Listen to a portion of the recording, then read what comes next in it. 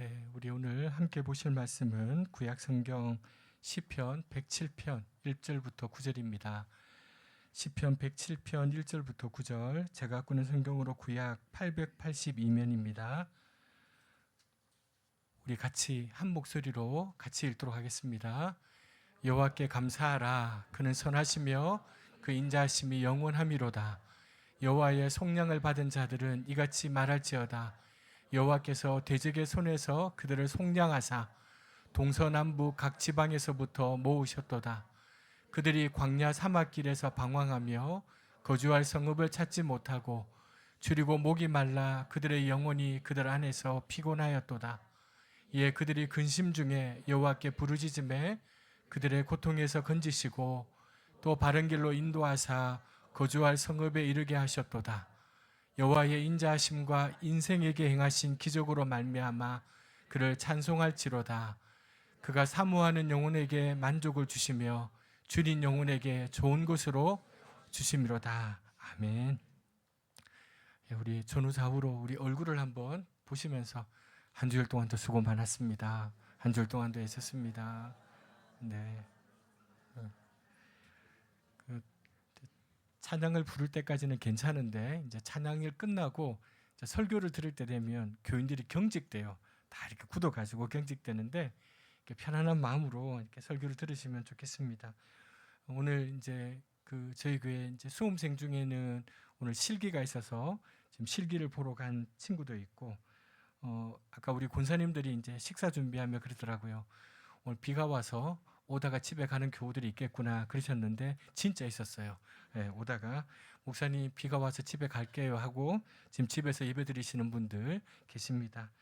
그리고 오늘 이제 추석이라고 벌초하러 가시는 교우들도 여러 분 계시고요. 그렇지만 오늘 이렇게 함께 비 오는 날씨에도 이렇게 오셔서 함께 예배 드리게 되어서 정말 감사합니다. 제가 목회하면서 제게 좌우명처럼 생각하는, 제가 좌우명처럼 두고 있는 말씀이 있습니다. 그게 이 말씀입니다. 즐거이 사역하다가 기꺼이 잊혀지게 하소서. 제 방에 가면 제 그 컴퓨터 앞에서 바로 대각선으로 보이는 그 위에 제가 저걸 딱 만들어서 이렇게 붙여놨어요. 그래서 제가 늘 자리에 앉아서도 그걸 보고 있고 또 집에 갈 때도 모든 업무를 마치고 집에 갈 때도 항상 보고 있고 그러면서 이렇게 기도를 합니다. 저 단어 중에 제가 이제 지은 단어인데 즐거이 사역하다가 기꺼이 잊혀지게 하소서. 쉬운 일이 아니에요. 저 즐거이라는 말과 기꺼이라는 말에 공통점이 있더라고요. 제가 국어 사전을 찾아봤더니 그 안에는 기쁘게라는 뜻이 있어요. 이 즐거이라는 말은요, 마음에 그슬림 없이 흐뭇하고 기쁘게라는 뜻이고요. 기꺼이라는 말은요, 마음속으로 은근히 기쁘게라는 뜻이 있더라고요. 그래서 제가 사역하면서도 기쁘게 사역하고 싶고요. 이제 사역을 끝날 때도 기쁘게 마무리하면 좋겠다 싶어요. 모든 목회자, 특별히 이제 저와 같이 이렇게 한 교회를 개척한 목회자에게는 교회라는 곳은요, 세상과 바꿀 수 없는 아주 대단한 소명이 됩니다. 이제 뭐 청백을 가서도 마찬가지지만 특히 저처럼 이제 교회를 개척한 목회자에게 이 교회라는 공간은, 교회라는 곳은 세상과 무엇과도 바꿀 수 없는 그런 소명이 됩니다. 그러기에 이 목회를 내려놓는다는 것이 쉬운 일이 아니에요. 절대 쉬운 일이 아니에요. 사실은 제 인생 전부를 내려놓는 것 같고요. 그 다음에 어떤 면에서 보면 제 자신의 존재 자체를 이제 거두는, 부정하는 그런 부분일 수 있습니다. 그런데 이제 제가 목회를 하면서 제가 조심해야 될 부분이 뭐냐면 복음과 목회는 동의어가 아닙니다. 여러분들도, 우리 교우들도 이 생을 살아가면서 복음과 여러분의 그 어떤 것과 결코 동의어가 아닙니다. 복음이라는 건 우리가 다시 설 수 있는 능력입니다. 다시 무언가를 할 수 있는 능력입니다. 우리 교우들도 이제 은퇴하신 분도 있고 은퇴를 앞둔 분도 있고 여러 생각 있잖아요. 복음과 은퇴는 동의어가 아닙니다. 그러니까 복음은 우리에게 어제의 부끄러운 실패에서 나를 해방하고 불안한 내일을 덜어내고 오늘 더욱 선명한 그분의 계획 안에서 살아갈 힘을 주는 게 복음입니다. 저는 제가 목회를 내려놓는다는 것이 제가 복음을 부정한다거나 복음에 제가 가리워지는 것이 전혀 아닙니다. 저는 그런 꿈을 꾸고 있습니다. 제가 언젠가는 이 목회를 내려놓게 될 텐데 그때 제게 이 복음의 힘이 다시 발휘될 거다. 다시 무언가 저로 하여금 새롭게 시작할 수 있는 힘과 그런 능력을 줄 것이다. 그렇게 생각합니다. 제가 오늘 이 말씀을 드리는 이유는 사랑하는 교회 여러분, 우리 모두가 복음의 능력을 믿으셔야 합니다. 지난주도 제가 부활에 대해서 말씀을 드렸는데 여러분 우리가 복음의 능력을 믿으셔야 합니다. 지난 한 주 지금 여러분들의 가정에 여러분들의 마음속에 덮고 있는 어두움, 현실의 두려움들 있지만 여러분 우리는 복음을 믿는 사람들이에요. 복음을 믿는 사람들은 다시 일어설 수 있는, 다시 새롭게 할 수 있는 능력을 부여받은 사람들이에요. 그래서 그 복음이 우리 가운데 영화롭게 되도록 우리가 애쓰고 노력해야 돼요. 지금은 감히 우리가 세상을 보고 그렇게 말할 수 있는 상황이 아니지만 한때 세상 사람들은요, 교회 다니는 사람들, 그리스도인들에 대해서 뭔가 기대가 있었어요. 작은 기대. 옛날에 여러분 불신지옥, 예수천당 이런 외침이 복음을 온전히 드러내는 외침은 아니었지만 그래도 여러분 그때 당시에요, 이렇게 외쳤던 분들 가운데는 많은 분들이요, 이 세상에 소망을 두지 않고요, 하나님 나라, 천국에 소망을 두었던 사람들이었어요. 그분들의 삶은요, 이 세상이 전부가 아니라는 것을 믿었기 때문에 나눌 줄 알았고 베풀 줄 알았고 내려놓을 줄 알았어요. 우리 그리스도인들이 어떻게 이 세상을 변화시킬 수 있을까? 그 힘이 도대체 어디서 날까? 저는 그 힘은 우리 그리스도인들이 이 세상이 전부가 아니라는 것을 믿을 때 그 힘이 나오는 겁니다. 우리 그리스도인들은 이 땅에서의 삶이 전부인 것처럼 살아서는 안 됩니다. 땅이 전부라고 생각하고 땅만 바라보고 살았는데 복음으로 인해서 하늘을 보게 된 사람, 그래서 땅에 살지만 하늘에 속한 사람, 그 사람들이 그리스도인입니다. 우리의 목적지는 절대로 이 땅이 아닙니다. 우리의 목적지는 지금 여러분이 살고 있는 그 집이 아닙니다. 우리의 목적지는 하늘입니다. 우리의 목적지는 하나님입니다. 오늘날 많은 사람들이 교회를 다니지만 이 땅을 우리의 목적지로 삼고 살아갑니다. 근데 여러분, 이 땅을 우리의 목적지로 삼고 살아가는 순간 어떻게 되냐면 더 이상 믿음의 길을 걷지 않습니다. 더 이상 용기 있게 단호하게 믿음의 길을 걷지 않습니다. 이미 이 세상에 짐을 다 풀고요, 이 세상에 살기로 작정했기 때문입니다. 우리가 원하는 모든 것, 우리가 추구하고 살아가는 모든 것이 다 이 땅의 것들입니다. 말은 천국을 얘기하고 하나님 나라를 얘기하지만 별로 가고 싶지 않습니다. 말은 그렇게 안 할지라도 우리는 여기가 천국이라고 바라봅니다. 천국이었으면 하고 바랍니다. 여기서 어떻게 하면 좀 더 누릴 수 있을까? 이게 우리의 관심입니다. 오늘 우리는 어떻습니까? 우리는 우리의 목적지가 하늘인 줄 알고 저나 여러분 그렇게 걸어가고 계십니까? 그 하늘을 향해 조금씩 전진하셨습니까? 2025년 지난 9달 여러분 얼마나 하늘에 가까이 가셨습니까? 9달 동안 얼마나 하나님께 좀 더 가까이 가셨습니까? 우리가 여행을 하거나 어떤 목적지를 향해 갈 때 범하는 실수 중에 하나가 지도를 잘못 보는 겁니다. 요즘은 내비게이션을 보고 네이버 지도를 보고 이렇게 가기 때문에 쉽게 길 잃어버릴 염려는 잘 없지만 옛날에는 그렇지 않지 않았습니까? 근데 여러분, 지도를 보고 가다가 목적지를 잘못 갔을 때 단지 시간만 흡입하고 나중에 좀 시간은 걸렸지만 목적지를 뒤에라도 찾아가면 다행이에요. 그런데 끝내 지도를 잘못 봐갖고 목적지에 도착하지 못하는 경우도 있습니다. 여행을 하다가 지도를 잘못 보면 그 소중한 여행을 망치게 됩니다.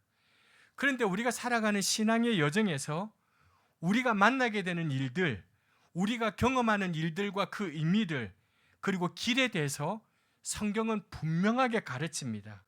성경은 땅이 아닌 하늘을 목적지로 삼고 살아가도록 우리에게 주신 지도입니다. 하나님이 우리에게 주신 지도입니다.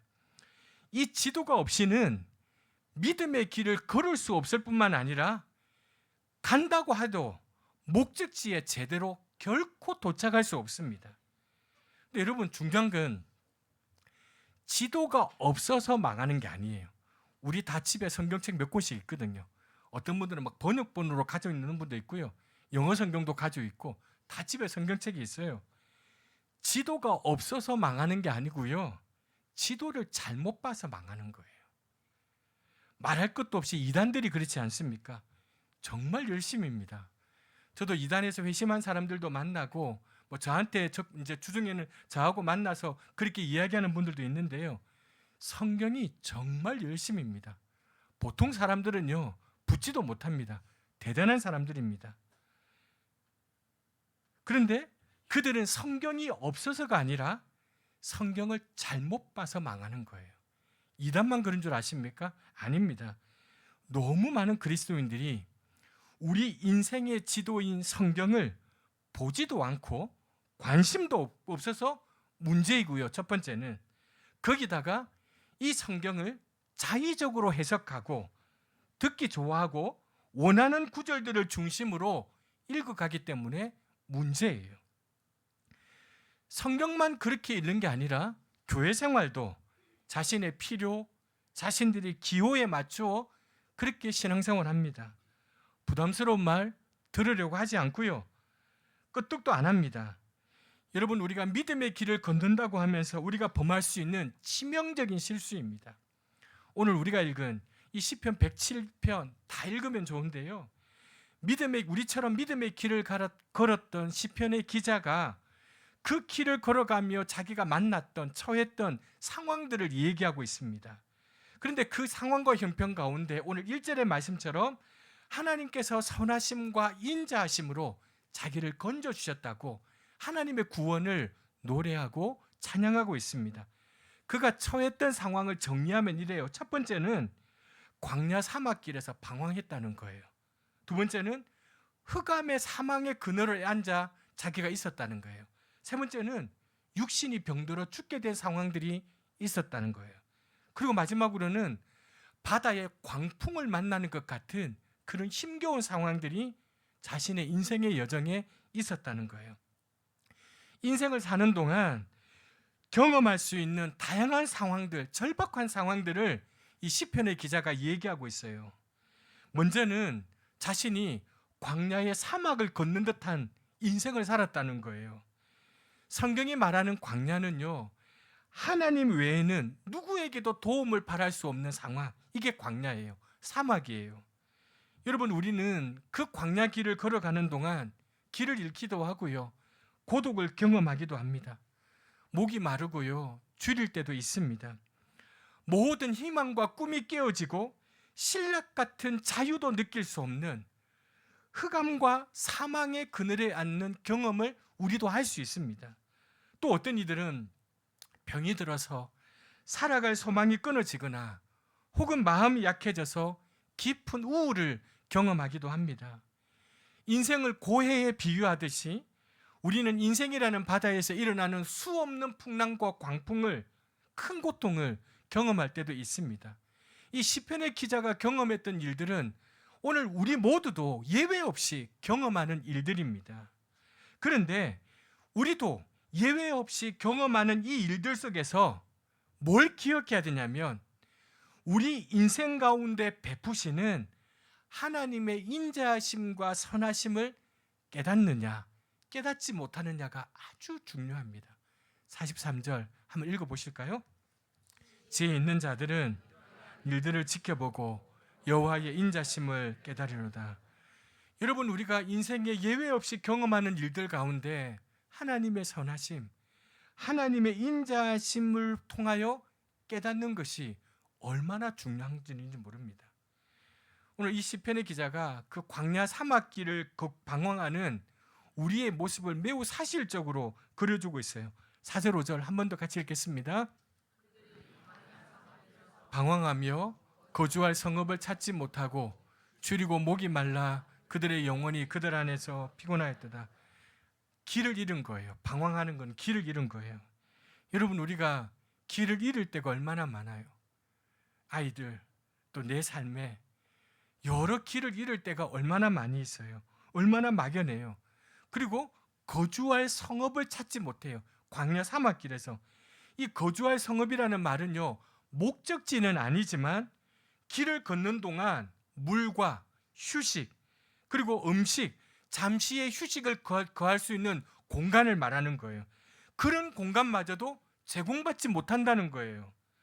때로는 우리 인생에서 가장 기본적인 필요마저도 채움을 받지 못할 때가 있어요, 여러분. 그런 고통에 처할 때가 있는 거예요. 줄이고 목이 말라 육체뿐만 아니라 우리의 영혼마저도 지쳐서 쓰러질 때가 있습니다. 길을 잃은 것 같은 심정에서 앞길이 하나도 보이지 않는 상황을 우리가 만나기도 합니다. 그런 일들 있으셨지 않습니까? 혹은 지금 여러분들 가운데는 그런 길을 걷고 계신 분도 있지 않으십니까? 믿음의 길을 걷는 동안은 예외 없이 경험하는 일들입니다. 그런데 시편의 기자는요, 우리처럼 이 길을 똑같이 걸었는데 이런 현실 속에서 이렇게 노래합니다. 8절입니다. 여호와의 인자심과 인생에게 행하신 기적으로 말미암아 그를 찬송할지로다. 근데 여러분, 이 8절의 구절을요 한 번만 이야기하는 거 아니에요. 107편에 보면요 15절, 21절, 31절 똑같이 자신이 어떤 상황에 처해 있든지 마지막에 그의 찬양은 여호와의 인자하심과 우리 인생에게 베푸신 기적으로 말미암아 하나님을 찬양하고 있어요. 하나님께서는 그러면 왜 사랑하는 사람들에게 고난을 허락하실 걸까? 왜 고통을 예외 없이 허락하시는 걸까? 오늘 본문에 보니까 하나님의 분명한 의도 하나가 나와요. 성경에. 여러분 6절 보니까 그들이 근심 중에 여호와께 부르짖음에 그의 고통에서 건져졌다 되어 있어요. 13절에 보니까 그들이 환난 중에 여호와께 부르짖음에 그들의 고통에서 구원하시더라 되어 있어요. 19절과 28절에 보면 그들이 그들의 고통 때문에 여호와께 부르짖음에 그들의 고통에서 구원하셨다라고 되어 있어요. 하나님의 백성들은요 공통적으로 환난, 근심, 고통 때문에 여호와께 부르짖어요. 하나님의 의도는 분명합니다. 사실은 여러분 그렇지 않습니까? 우리가 하나님을 찾게 되고 부르짖게 되는 것은요 근심, 고통, 환난 중에 있을 때가 아니겠습니까? 그렇거든요. 하나님께 부르짖는다는 것, 기도가 왜 중요합니까? 근심과 환난과 고통 중에 우리가 기도하는 것이 그만큼 왜 가치가 있는 것입니까? 여러분, 우리 인간이 하나님께 부르짖을 때 비로소 그때 하나님과 동행하는 삶의 여정으로 들어가는 거기 때문에 기도가 중요한 거예요. 부르짖는 게 중요한 거예요. 자녀가 부모를 부를 때, 어린아이가 부모를 찾을 때 단지 도움을 얻기 위한 게 아니에요. 그 부모의 손을 잡고 부모의 품에 함께 있는 거예요. 함께 부모와 거하는 거예요. 여러분, 우리가 단지 돈 많이 벌고 성공하고 유명해지고 무슨 업적을 남기는 것이 우리 인생에 진정한 행복을 가져다 줍니까? 그것 아니지 않습니까? 우리를 행복하게 만들고 우리를 만족하게 하는 것은 사실은 어떤 우리 인간의 개인적인 추구가 아니라 사랑하는 사람들과 함께 누리는 관계입니다. 그 소중한 관계 때문에 그 관계를 유지하기 위해서 때때로 직장에서, 일터에서, 밖에서 겪게 되는 감당하기 힘든 일도 우리 다 겪지 않습니까? 주머니에 사표를 넣고도 그거 못 내고 살아가는 이유가 뭡니까?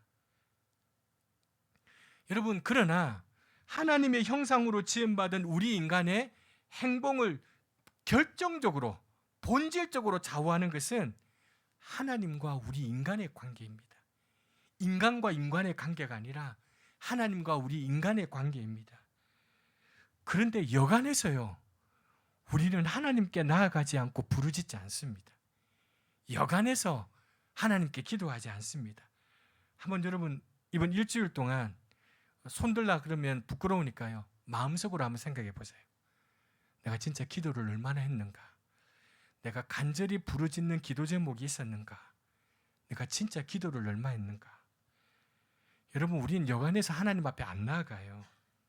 그러면 여러분, 우리가 그렇게 기도하지 않는 이유가 우리가 너무나도 능력이 많은 존재라서 그렇습니까?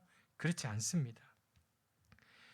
우리 인간이 하나님께 부르짖는 그 자리에 서려면요, 광야의 사막길을 걷는 경험을 해야 되고요, 때로는 사슬에 묶여서 흑암과 사망의 그늘에 앉아있는 경험이 필요해요. C.S. 루이스라는 변정학자가 우리도 다른 이 유명한 말을 남겼어요. 고통은 귀먹은 세상을 향한 하나님의 메가폰이다. 고통은 귀먹은 우리를 향한 하나님의 메가폰이다. 하나님은 고통이라는 메가폰으로 우리에게 부르짖고 있어요. 우리에게 소리치고 있어요. 우리는 하나님께 부르짖기 전에, 우리가 하나님께 부르짖기 전에요, 먼저는 하나님께서 우리에게 고통이라는 메가폰으로 우리에게 소리를 먼저 지르세요. 물론 하나님은 언제나 말씀하고 계세요. 말씀하고 계시지만 우리는 자신으로부터 나오는 너무 많은 생각들을 듣고 있어서 하나님의 음성을 제대로 듣지 못해요. 하지만 딱 고통, 우리 다 경험하잖아요. 정말 힘든 일, 고통이 딱 오면요, 잔잔한 일들은 아무것도 아니에요. 그냥 내가 막 이렇게 생각했던 그건 아무것도 아니에요. 그냥 큰 고통이나 어려움이 내게 딱 찾아오면요, 그동안 내가 세세하게 고민하고 고통했던 건요, 아무 문제도 아니에요. 고통 가운데서 우리의 시끄러운 소리들이 잠잠해질 때 우리는 메가폰으로 외치는 하나님의 음성을 듣게 돼요. 그래서 사실은 우리로 하여금 기도의 자리로 이끄시기 위해서요, 하나님이 우리에게 고난을 허락하세요. 근데 이건요, 하나님의 인자하심이에요. 우리는 그걸 하나님의 인자하심이나 선하심이라고 생각하지 않는데 성경은 그걸 하나님의 인자하심이라고 얘기해요. 근데 하나님의 인자하심은 여기서 끝나지 않습니다. 하나님은 우리가 부르짖을 때 그 부르짖음을 들으시고요, 우리를 고통에서 건지실 뿐만 아니라 우리를 바른 길로 인도하셔서 마침내 인생의 마지막 목적지까지 우리를 인도하십니다. 29절 30절 같이 읽겠습니다. 그들이 평안함으로 말미암아 기뻐하는 중에 여호와께서 그들이 바라는 항구로. 얼마나 멋진 표현입니까? 지금도, 그리고 과거에 수많은 하나님의 백성들, 그리스도인들이요, 이 말씀을 통해서 얼마나 큰 평안함을 얻었는지 몰라요. 그 험한 바다의 광풍을 지나 마침내 우리가 바라던, 우리가 소원하던 목적지 항구로 우리를 인도한다고 합니다. 수많은 풍랑 속에서 하나님의 인도하심을 경험한 그들은요, 세상이 줄 수 없는 평안, 세상의 그 무엇과도 바꿀 수 없는 평안 때문에 기뻐하는 중에 우리의 소원의 항구, 마지막 목적지에 이르게 하신다는 거예요. 그런데 그 바라던 항구, 목적지에 도착하기까지는 우리 그리스도인의 삶이 때때로, 아니 너무 자주 광야, 사막의 길을 걸을 때가 있습니다. 때때로, 아니 너무 자주 우리는 흑암과 사망의 그늘에 앉을 때가 있습니다. 때때로, 아니 너무 자주 우리는 우리의 질병으로 인해 무너지고 사망의 문에 이르는 일이 번번이 일어나고 있습니다.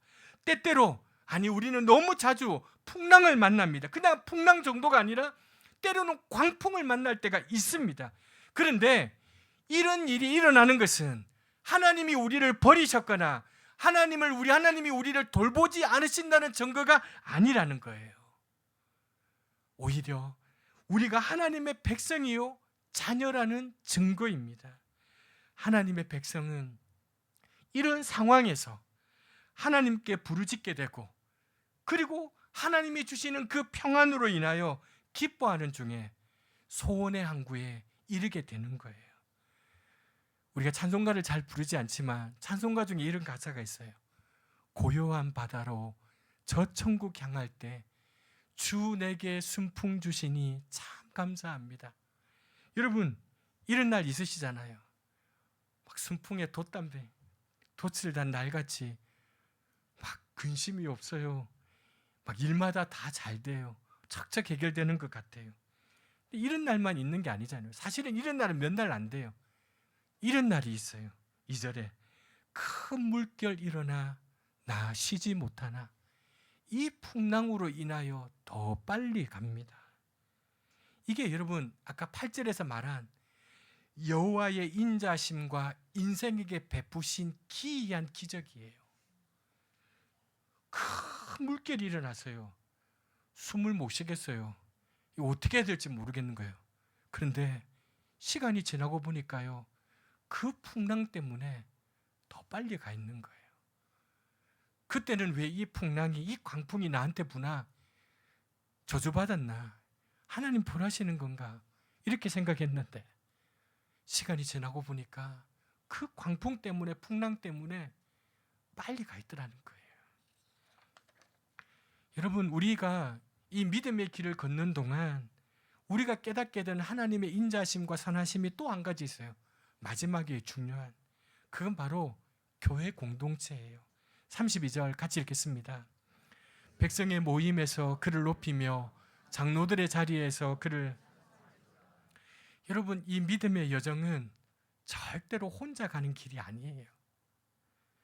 교회는요, 이 교회 공동체는 이 믿음의 여정 가운데 우리로 하여금 천국의 교제를 미리 맛보게 하시는 선물이에요.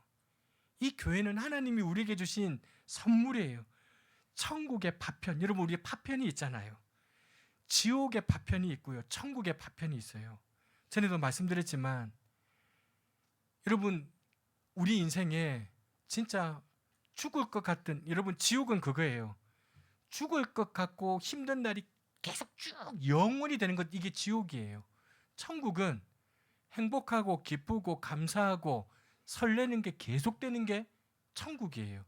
근데 여러분, 우리가 이 땅을 사는 동안 늘 그럴 수는 없잖아요. 근데 우리가 천국의 파편을 경험해요. 막 여러분, 우리가 발이 땅에서 떨어진 것 같이 기쁠 때가 있잖아요. 그런 경험들 한 번도 하셨잖아요. 이게 천국의 파편이에요. 근데 여러분, 이 교회 공동체는요, 그 천국의 파편을 맛보게 하시는 선물이에요. 천국의 한 모퉁이를 경험하게 하는 선물이 교회예요. 출애굽한 이스라엘 백성들의 무리가 교회였어요. 광야 교회였어요. 그들은 혼자가 아니라 무리로, 교회로, 하나님의 백성으로, 공동체로 부름을 받았어요. 우리도 그래요. 하나님께서 이 믿음의 여정을 가는 우리들을 모아서요, 하나님의 말씀을 인도하심을 받아갖고 이 길을 서로 위로하고 격려하도록 우리를 부르셔서 낮은 마음 교회로 우리를 불러주신 거예요. 하나님께서 우리를 각자의 모습대로 부르셔서 이 길을 함께 가면서 교제의 기쁨을 맛보게 하셨고요, 서로 격려하게 하셨어요. 근데 여러분, 그 출애굽기에 보면요, 광야 교회를 하나님께서 일구어 가셨는데 출애굽기 35장에 보면 모세가 하나님이 머무실 성막을 짓는 거예요. 성전처럼 성막을 짓는데 이때요, 이스라엘 백성들에게 각자의 소유 가운데 하나님께 바칠 예물을 가져오라고 얘기해요. 근데 여기서 주목할 점이 있어요. 사람들은요, 자기에게 있는 걸 가져갔어요. 자기에게 있는 걸. 금이나 은을 가져온 사람도 있고요, 실을 가져온 사람도 있고요, 나무를 가지고 온 사람도 있어요. 하지만 그 공동체는요, 기여의 경중을 가리지 않았어요. 모든 사람의 헌신이 하나하나 소중하게 여겨졌어요. 많이 냈다고 동판에 큰 글자 새겨서 벽에 거는 일도 없었고요. 적게 냈다고 무시당하는 사람이 없었어요. 많이 내도 우쭐거리거나 음성을 높이지 않았고요. 적게 내도 부끄러워하지 않았어요. 함께 어울려서 더 큰 세계를 만들어 갔어요. 교회는 그런 곳이 되어야 돼요. 그런데 그런 교회가 되기 위해서 아주 중요한 게 있어요. 그런 교회가 되려면 본질적으로 놓치지 말아야 될 아주 중요한 게 있어요. 그게 뭐냐면 성령의 임재예요. 성령의 충만함이에요. 초대교회 교인들이요, 그 위대한 교인들 아니에요. 지난 금요일에도 우리가 함께 이 말씀을 나눴는데, 초대교회 교인들이 부활하신 예수 그리스도의 복음을 사도들로부터 들은 다음에 성령이 충만한 다음에요, 어떤 일이 벌어져요? 서로를 위해 기도하고 가진 자들이 자신의 재산을 내어놔서 초대교회 공동체에 가난한 자가 아무도 없는, 그래서 세상 사람들이 보니까 너무 신기한 거예요. 저 교회는, 저 공동체는 가난한 사람이 없는 거예요. 만약에 여러분, 우리 교회 공동체, 우리 교회가, 지금 한국 교회가 그런 공동체가 되면 세상이 어떻게 보겠어요? 여러분, 성령이 충만하니까요, 그들이 두려움을 떨치고 일어나서 복음을 전해요. 장벽은 철폐되었고요, 그들의 사랑은 가족의 울타리를 넘었어요. 그런데 여러분, 이 성령의 임재, 성령의 충만함은 우리가 강제할 수가 없어요. 그러니까 여러분, 막 어디 가서 막 그 성령의 임재에 대해서 막 우리가 막 강압적으로 막 그렇게 할 수가 없어요. 성령의 임재는 그렇게 임하는 게 아니에요. 그런데 우리가 할 수 있는 일이 있어요. 성령이 불어올 수 있는 길을 마련하는 건 할 수 있어요. 성령이 임재하는 길을 만드는 건 우리가 할 수 있어요. 어떻게 해요? 먼저 기도에 힘써야 돼요. 기도하셔야 돼요. 우리가 기도하지 않는 까닭이 뭐예요? 마음이 별로 절실하지 않는 거예요. 우리가 근심 중에, 우리가 당하는 환난 중에, 우리의 이 고통 때문에 부르짖을 때 하나님이 우리의 기도를 들으신다는데 우리가 어찌 기도하지 않을 수 있겠습니까? 여러분, 그렇지 않습니까? 하나님이 여러분의 기도를, 제 기도를 들으신다는데 어찌 기도하지 않을 수 있습니까? 두 번째는요, 말씀을 사모해야 돼요. 말씀을 거울 삼아서 자꾸 우리 자신을 돌아봐야 돼요. 그러면요, 성령이 불어오는 길이 열려요. 길이 마련돼요. 여러분, 어릴 때, 이제 추석 명절이 되는데, 저도 어릴 때 경험이 있지만 막 사람들 많은 장날에 가면 부모 손잡고 가거나 막 형제들하고 가나 사람들하고 가면 약속을 하나 해요. 사람 많을 때요. 야, 우리 가다가 헤어지게 되더라도 나중에 여기서 만난다. 그렇게 얘기해요. 뭐 방앗간이든지 뭐 어디든지 우리 가다가 손 놓고 뭐 못 만나더라도 나중에는 여기서 만난다. 그렇게 이야기해요. 그러니까 여러분, 길을 잃더라도 사람을 놓치게 되더라도 약속 장소 하나를 잡아 놓아요. 지금은 그럴 일이 없지만 여러분, 우리가 인생의 광야, 사막의 길을 걸을 때 방향을 모르거나 아무 방향으로 가거나, 때로는 우리가 잘못된 사람을 만나거나 잘못된 가르침을 따르면 길을 잃게 돼요. 거주할 성읍을 찾지 못하게 돼요. 그때 어떻게 되느냐? 하나님의 말씀으로 돌아가야 돼요. 하나님의 말씀으로 돌아가야 돼요. 사랑하는 교회 여러분, 말씀을 마치겠습니다. 우리는 정말 믿음의 길을 걷고 있습니까? 멸망의 성을 떠나 천성을 향해 한 걸음 한 걸음 전진하고 계십니까? 아니면 여전히 우리는 자신의 필요와 기호를 찾아다니는 관광객은 아닙니까? 우리가 길을 걷는 순례자라면 우리는 목적지가 정확하십니까? 여러분과 저의 목적지는 과연 정확하십니까? 우리는 성경이라는 지도를 잘 보고 계십니까? 우리는 또 그 지도를 따라서 잘 걸어가고 있습니까? 이 믿음의 여정은 처음부터 끝까지 하나님께서 인도하시고 그 인자하심과 우리 인생에게 베푸시는 그 기적을 나타내 보이는 여정입니다. 어떻게 인도하시는가? 20절 같이 읽겠습니다. 말씀을 보내어 고치시고 위험한 지경에서 하나님의 말씀으로 인도하세요. 말씀이 정말 중요해요.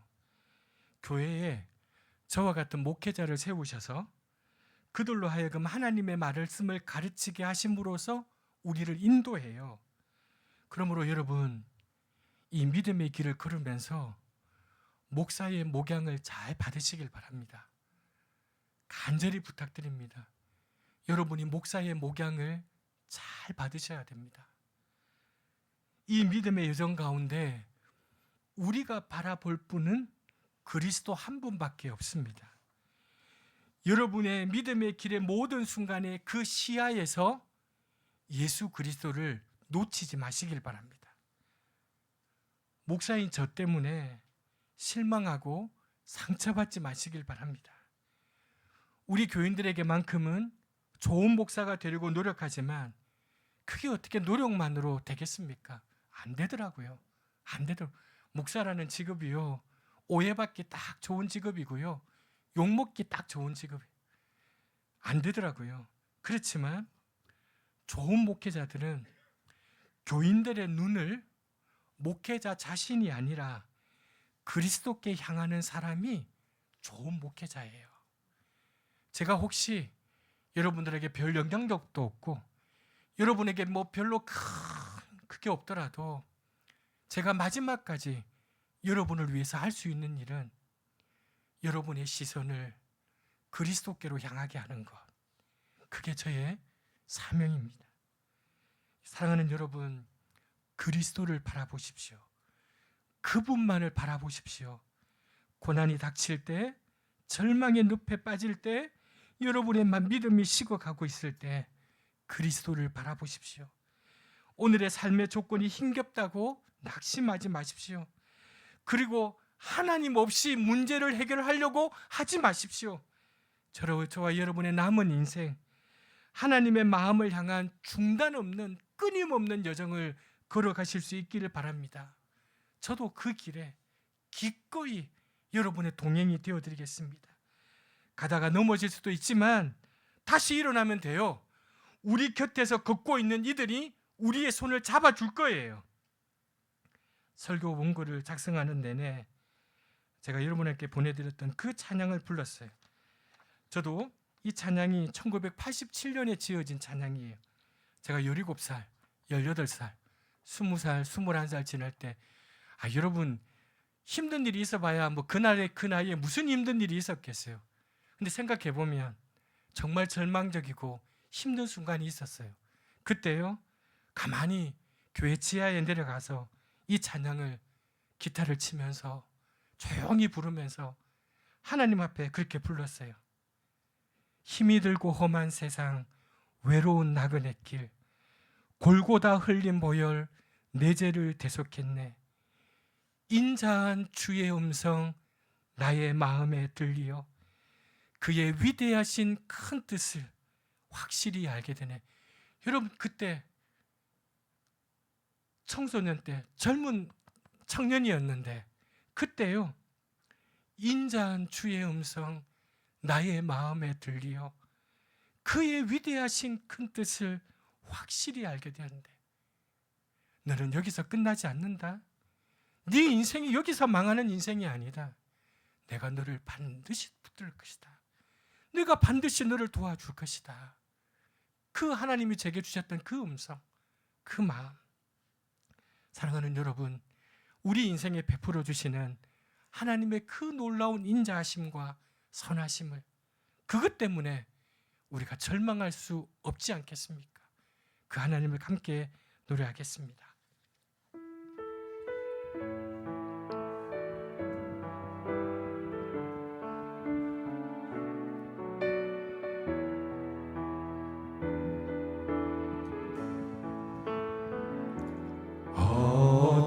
어두운 밤길에서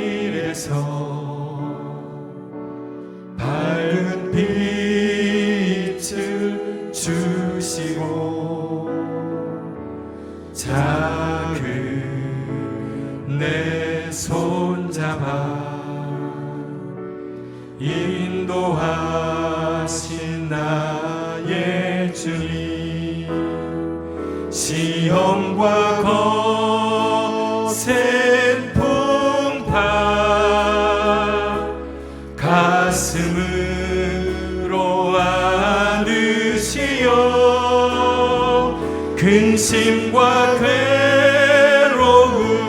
속에서 구원해 주시었네. 그 진실한 사랑과 그 고귀한 생명 주신 놀라운 축복 크신 은총을 늘 찬양하리라.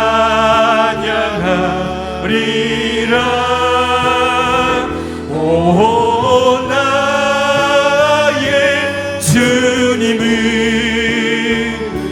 영원히 찬양하리라.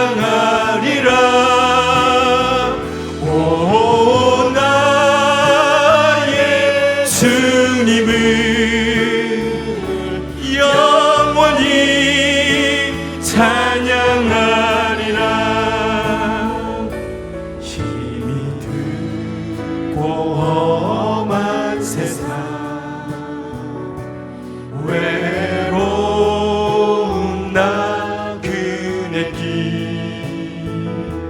골고다 흘린 보혈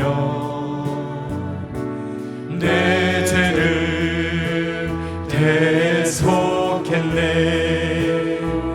인자한 주의 음성 나의 마음에 들리어 그의 위대하신 큰 뜻을 확실히 알게 하네. 그 진실한 사랑과 그 고귀한 생명 주신 놀라운 축복 크신 은총을 늘 찬양하리라.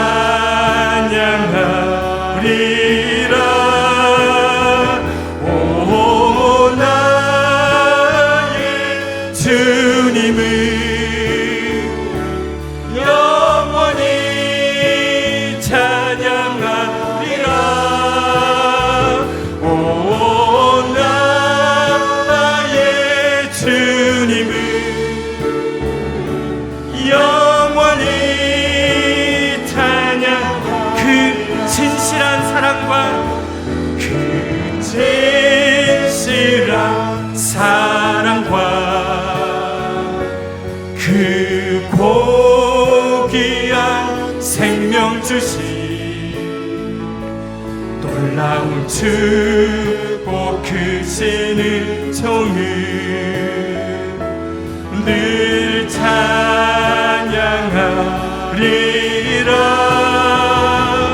오 나의 주님을 영원히 찬양하리라. 오 나의 주님을 영원히, 오 나의 주님을 영원히 찬양하리라. 오 나의 주님을 영원히 찬양하리라. 오 나의 주님을 영원히 찬양하리라.